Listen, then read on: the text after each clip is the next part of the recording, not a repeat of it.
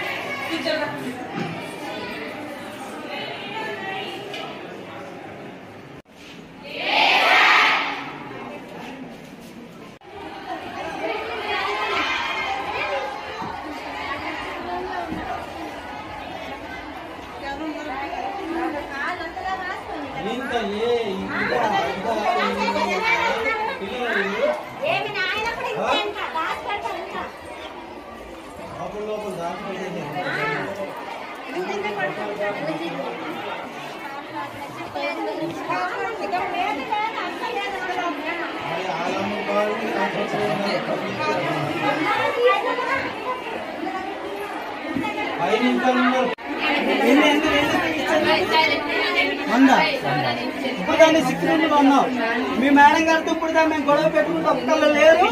ఉంటే అలాంటి వాళ్ళు ఉంటే మేము హాస్పిటల్కి తీసుకెళ్లే వాళ్ళం కదా. ఎవ్వరు లేరు, మీరు వెళ్ళిపోవచ్చు. మా